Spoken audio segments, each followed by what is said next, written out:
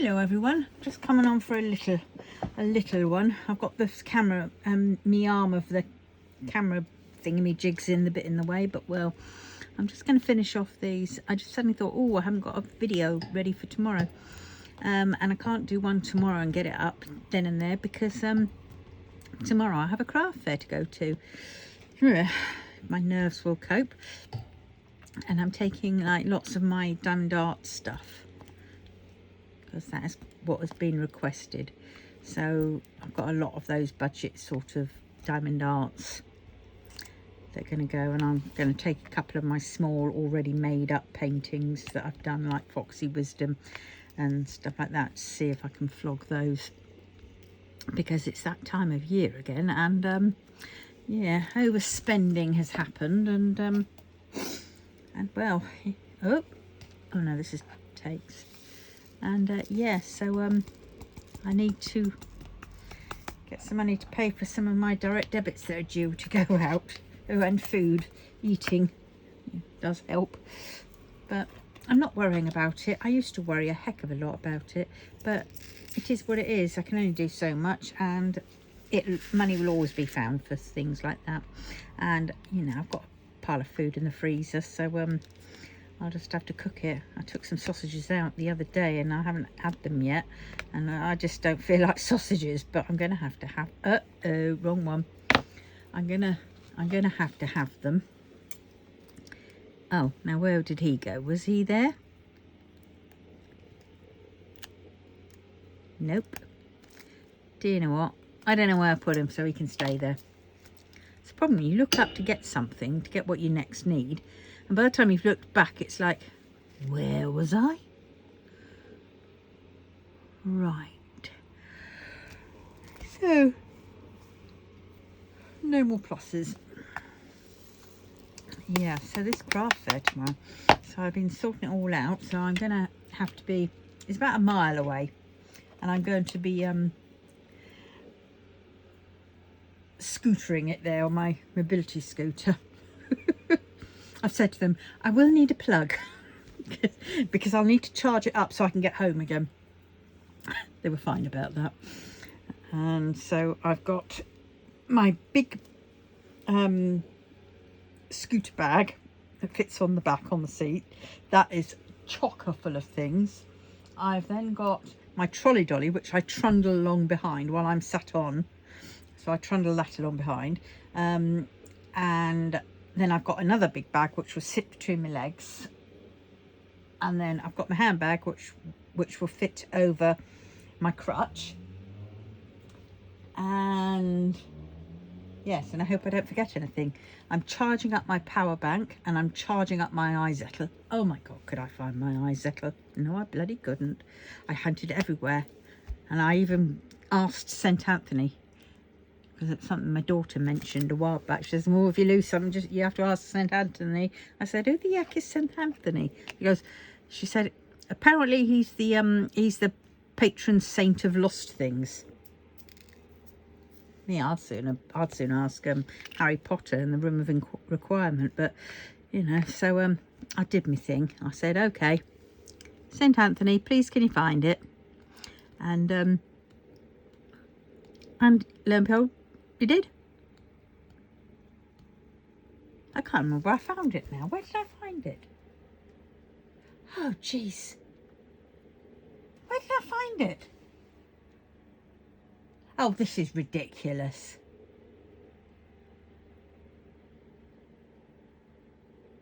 Was it upstairs? No, it wasn't upstairs.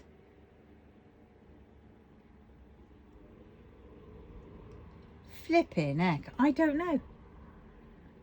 I don't know where I found it, so so that's that. Oh yes, I did find it. Yes, I remember now. I found it upstairs. It was on my bed in one little tray which I had a few other bits and bobs, and I must have put it in up there. But you see, I can't remember, because I could have sworn it was down here. But well, luckily I found it. But it definitely means that in the new year I've definitely got to tidy up this house, and I've got to move a lot of the stuff to the office space, and I've got to get the rest of the office sorted out and started, and I've got to get the what's it called, my laptop and list on eBay and stuff. It's a bit of a, I should have really done it now. Posted off an item. I've only got one left of it, so I'm hoping that Christmas whatever doesn't lose things. So it's always at this time of year I start holding my breath when I have to send things via the post, because yeah, this is the time of year when there's a lot of temp people on, and sad to say a lot of stuff does go walkabout. Now, I'm not saying that they're nicking it, you know, things could just be drop kicked to the back of a shelf or something or whatever, and lost that way, but fingers crossed. I have a horrible feeling though, I really do. Every now and then I get this sort of feeling, and I'm thinking no, it won't. And luckily a lot of the time it doesn't happen, so there we go, it gets through all right. So, and if it doesn't get through, that's when it's even worse, because then I know I haven't got any more of them. That was the last one. And I didn't get any more of them because I'm trying to slow down and get rid of all what I've got of those, of all that kind of stuff. And so it's like always the same when you come to the last item. I'm so freaked out thinking, please don't go and miss, because then it means I have to refund you and chase up with Royal Mail, which, let's face it, chasing up Royal Mail, you might as well chase up, I don't know, you might as well look for Bin Laden all over again. But well, green. Oh dear. I'm just trying to think what I'm doing. So I've got to sort all this out. I've got to go and have a shower in a bit. Prepare for tomorrow. I know I'm going to be really stressed out. I know I will. I've been to that hall before, many years ago, but of course this would only be like my second craft fair that I've done in this year, and it's the people, and it's so exhausting, and you're having to smile and paint your face on, and and then I get all flustered. And any little thing, like if I'm trying to figure out my iZettle to take a payment, then I just go all and I can't think straight, because then I've got to open my phone, I've got to check that I can get online, then I've got to you know, find the item that I'm doing, and I've just spent ages keying in all the stuff and taking off some of the older items off my iZettle, but it's like so I'm like, oh god, so I get all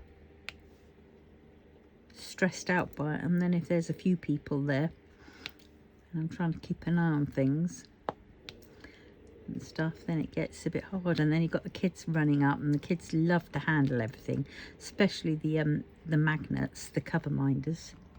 And you just sort of think, please, please. Oh, that reminds me, I better try and find, if I can, my E6000 glue, just in case I need it to reattach some magnets onto the back. Because after, like last time, a couple of kids were manhandling them and a couple of the magnets fell off. And I thought, flipping heck, they were welded on. You know, because I put them on, and then after they've dried, like after 24 hours, then I'll do the push-pull, you know, the pull test. And I'll pull and see if I can get them apart, and they don't come apart. And yet kids, what is it? Kids, boom, one touch, they can even look at an item, and it falls apart. That's what makes me laugh about these child-resistant pots that you get on medicines. Children can get into it, adults bloody can't. I remember I asked my daughter when she was little. I was trying to fight with one of those paracetamol boxes with the line up the things and flip it, and I couldn't do it. And I basically threw it at her and said, "Oh, you do it, I can't." And she went, "Dip," and handed it back to me. Yeah. She was about 8 or 9 at the time. And you just think, okay. See if I care. Well, yes.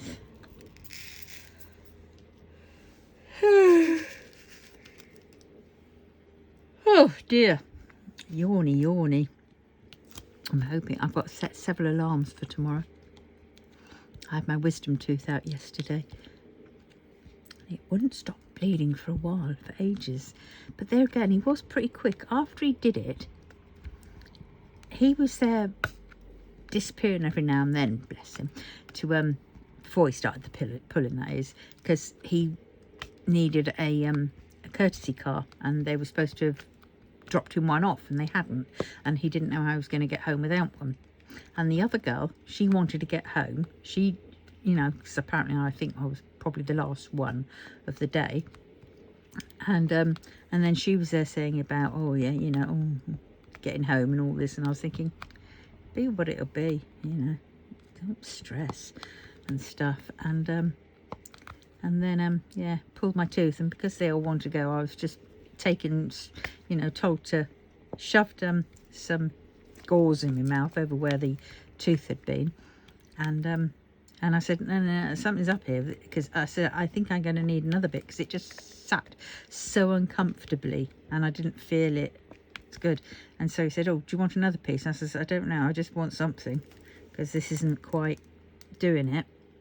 And he gave me another piece and jammed it in, and it sort of did it, but it was like, that's not, it was like it hurried. So I wasn't kind of impressed with that, you know, and stuff. But well, and then it just kept bleeding, no matter how much I was biting down. And then it started slowing, but it took for ages. And I was like thinking, oh God, this is the first time I've had this. It's a bloody weekend now, because it was Friday when I had it done. And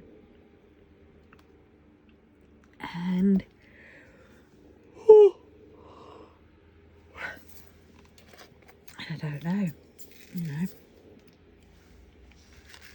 Of course, there was a lot of people falling out of pubs on the way there and on the way back. See, I'd gone in up to my office space before I went to my appointment, tooth out appointment, and I, where is it there? Oh, no, that's not Kay's. I was looking at Kay's, but I was thinking ends, and, where's that in there? And I've loaded up my thingamajiggies, my bags of stuff that I needed for the craft fair tomorrow. And so then afterwards I thought, right, after I've had my tooth out, I got up, and then I'll just get them down and go home. All very well. Not very good when your tooth is still bleeding a bit and you're biting down on this gauze, and it was just the way how it had been folded. It wasn't smooth, and so it sort of dug in a bit, and it was really uncomfortable. And they're told to bite down for 30 minutes, and I was biting down, and while I was biting down I could feel my jaw ache because I got a TMJ, so that didn't bloody help that. And I was going, oh God, and I had to drag all the bags down the stairs, and it was the thud. And I thought, do you know what, I don't care. Anybody complains, they can complain, you know, they're not the only ones who work here. What am I doing now? Oh, those. So yeah, nobody would complain. And I mean, it was practically all closing anyway, near enough. Yeah, so now I'm like thinking, oh God, tomorrow.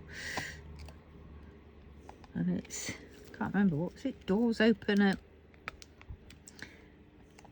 9:30. no, 9 o'clock. 9 o'clock or 9:30, one of them. And this is triangles. Any triangles? There's a triangle.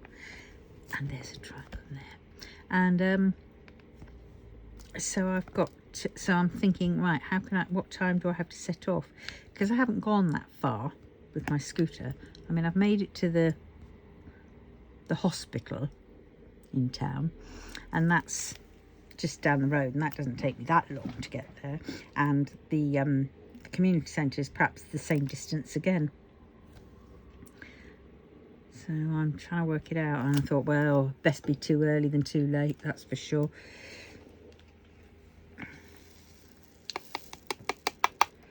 Yeah, and then hopefully it'll be lighter going home. She says, hopefully.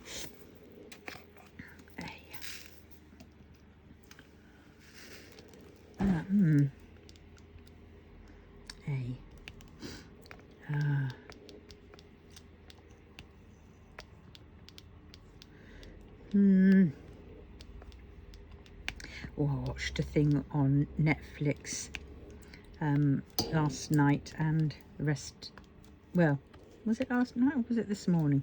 No, it was last night. It was last night. And it was called Exposed, and it was the Luna Park fire, and it was on Netflix. And I'll tell you what, if you get a chance to watch it, you watch it. It is really interesting. I'll tell you what, that that reporter, she was very, very good. Incredibly good is all I can say. Yeah, and the way it was done, it was